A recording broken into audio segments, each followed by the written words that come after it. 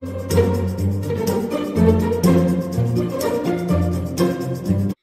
teman-teman, apa kabar? Kita jumpa lagi di Bina Iman, anak Santa Monica. Semoga teman-teman dalam keadaan sehat ya. Perkenalkan, namaku Daryl dari Bia Nusa Loka. Pertemuan kita hari ini bertema ketidakpercayaan kita membatasi kuasa Allah. Wah, maksudnya bagaimana ya?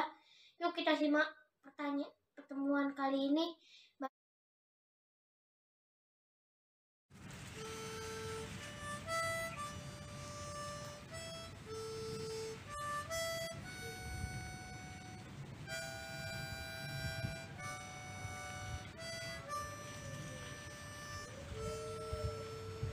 Selamat pagi Bapa, selamat pagi Yesus, selamat pagi Roh Kudus. Terima kasih atas anugerah-Mu. Semalam telah berlalu, ku memuji, ku bersyukur, ku muliakan nama-Mu. Allah Bapa, Putra dan Roh Kudus, terima kasih. Dalam nama Bapa dan Putra dan Roh Kudus, amin. Bapa kami yang ada di surga, terima kasih atas penyertaan-Mu sampai sekarang di kondisi pandemi ini. Kami masih bisa berkumpul walaupun secara online. Kami percaya Yesus adalah anak-Mu yang tunggal yang Engkau utus untuk menyelamatkan kami ketika wabah virus corona sedang melanda dunia, dan kami percaya kondisi menjadi normal kembali sehingga kami bisa berkumpul seperti dulu lagi. Seperti dalam tema Bina Iman hari ini, walaupun Engkau adalah orang biasa yang kami kenal, namun Engkau adalah Mesias utusan Allah Bapa untuk menyelamatkan kami. Buatlah hati kami senantiasa bahagia dan selalu menantikan kasih setia dari Bapa lewat perantaraan-Mu ya Yesusku, amin. Dalam nama Bapa dan Putra dan Roh Kudus, amin. Teman-teman, mari kita dengarkan bacaan berikut Injil Markus bab 6 ayat 1 sampai dengan 6. Kemudian Yesus berangkat dari situ dan tiba di tempat asalnya. Dan muridnya mengikuti Dia. Pada hari Sabat ia mulai mengajar di rumah ibadat dan jemaat yang besar takjub ketika mendengar Dia, dan mereka berkata, "Dari mana diperolehnya semua itu? Hikmat apa pulakah yang diberikan kepadanya? Dan mukjizat-mukjizat yang demikian bagaimanakah dapat diadakan oleh tangannya? Bukankah ia ini tukang kayu, anak Maria, saudara Yakobus, Yoses, Yudas, dan Simon, dan bukankah saudara-saudaranya yang perempuan ada bersama kita?" Lalu mereka kecewa dan menolak Dia. Maka Yesus berkata kepada mereka, "Seorang nabi dihormati di mana-mana kecuali di tempat asalnya sendiri, di antara kaum keluarganya dan di rumahnya. Ia tidak dapat mengadakan satu mukjizat pun di sana, kecuali menyembuhkan beberapa orang sakit dengan meletakkan tangannya atas mereka." Ia merasa heran atas ketidakpercayaan mereka. Lalu Yesus berjalan keliling dari desa ke desa sambil mengajar. Demikianlah firman Tuhan, terpujilah Kristus. Amin. Jadi teman-teman, terima kasih. Halo adik-adik, apa kabarnya hari ini? Semoga kalian semua dalam keadaan sehat ya. Injil hari ini berbicara tentang Tuhan Yesus yang datang ke kampung halamannya di kota Nazaret. Tuhan datang bukan untuk sekedar melepas kangen atau liburan, tetapi Dia mempunyai misi agar orang-orang di Nazaret mendengar firman Allah dan percaya kepada kuasa Tuhan Yesus. Tempat pertama yang dikunjungi Tuhan Yesus adalah rumah ibadah. Di sana Tuhan Yesus menyampaikan pengajaran firman Allah kepada orang-orang sekampungnya. Para masyarakat setempat mendengar pengajaran tersebut, dan mereka menjadi sangat kagum dan takjub kepada Tuhan Yesus. Ternyata salah satu dari masyarakat itu ada yang mengenal keluarga Tuhan Yesus. "Bukankah Yesus anak Yusuf si tukang kayu itu?" kata orang tersebut. Maka suasana menjadi heboh. Mereka yang tadinya kagum kepada Tuhan Yesus menjadi berbalik arah tidak percaya. Mereka tidak dapat menerima kenyataan bahwa Tuhan Yesus memiliki kuasa yang luar biasa. Yang ada di pikiran mereka adalah, mana mungkin anak tukang kayu bisa melakukan semua itu?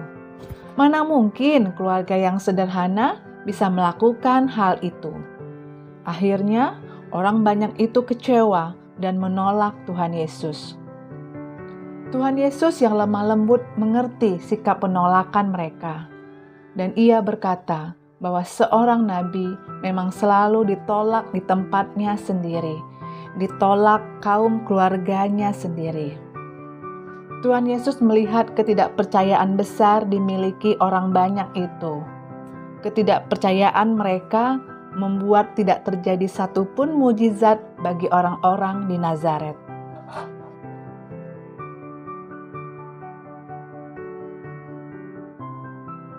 Nah adik-adik, kakak mau bertanya.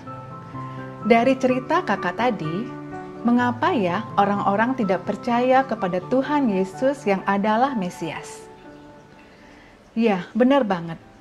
Karena Yesus adalah anak seorang tukang kayu. Mereka berpikir, mana mungkin Mesias berasal dari Nazaret? Mana mungkin Mesias berasal dari keluarga yang sederhana? Yang ada di pikiran mereka, mungkin harusnya Mesias itu seorang yang gagah perkasa. Atau mungkin Mesias itu menggunakan pakaian yang sangat bagus. Atau mungkin Mesias itu berasal dari latar belakang keluarga yang sangat terpandang. Akhirnya, mereka menolak dan tidak percaya kepada Tuhan Yesus. Adik-adik, pernahkah kalian merasa ditolak dengan berbagai alasan? Misalnya, nggak diajak main karena mungkin pakaiannya kurang bagus, atau mungkin ditolak karena berasal dari latar belakang keluarga yang tidak mampu, atau mungkin ditolak karena dianggap tidak cantik, tidak ganteng, atau mungkin ditolak karena tinggal di daerah yang kurang elit. Perasaan kalian bagaimana? Ya, mungkin kalian akan merasa sedih. Atau mungkin kalian akan merasa kecewa. Atau mungkin kalian merasa, oh ini sungguh tidak adil. Adik-adik, itu semua adalah perasaan yang wajar. Jadi apa yang harus kita lakukan di situasi seperti itu? Yang pertama, no baper. Anak Tuhan tidak boleh baper ya. Kalaupun baper, jangan lama-lama. Yang kedua, berdoa. Apapun yang terjadi dalam hidup kita, selalu sempatkan untuk curhat kepada Tuhan Yesus. Apapun itu, apakah kamu lagi susah, lagi bahagia, percayalah Tuhan Yesus akan setia mendengarkan. Dan yang ketiga, selalu bersyukur. Bersyukur karena kita memiliki sahabat sejati yang paling setia. Dia adalah Tuhan Yesus. Karena Tuhan Yesus yang selalu menerima kita dalam kondisi apapun. Dia tidak pernah menolak kita.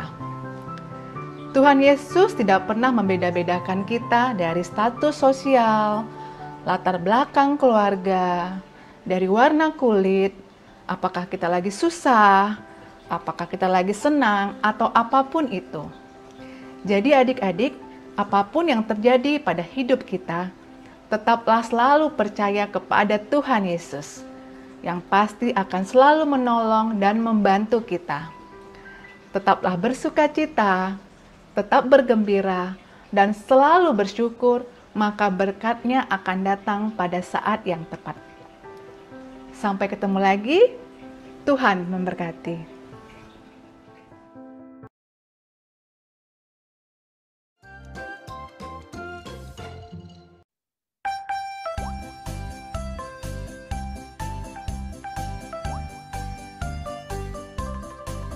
He's got the whole world in his hands. He's got the whole world in his hands. He's got the whole world in his hands. He's got the whole world in his hands. He's got you and me, brother, in his hands. He's got you and me, brother, in his hands. He's got you and me, brother, in his hands. He's got the whole world in his hands.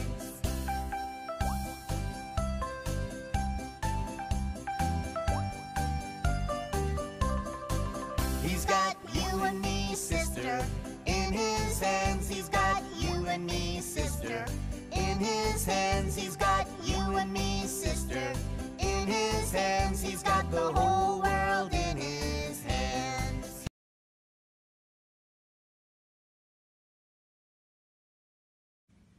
Tanpa padang putar Roh Kudus, amin.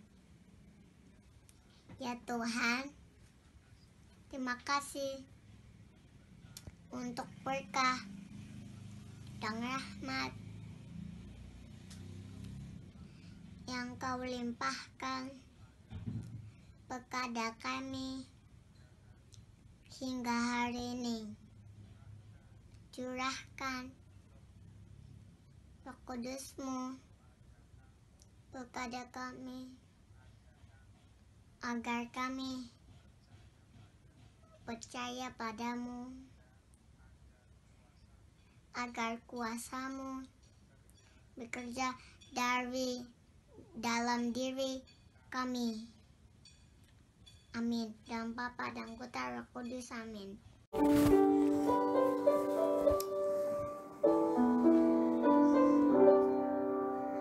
One for each blessed day, two every breath I take, three for my family, four all they mean to me, five just to be alive, six for the earth and sky, and seven for heaven, for every good thing that I have comes from God. Every day, every hour, there are blessings He sends without number or end. If I counted 100 or 1,000, I'm sure there would still be more to be thankful for.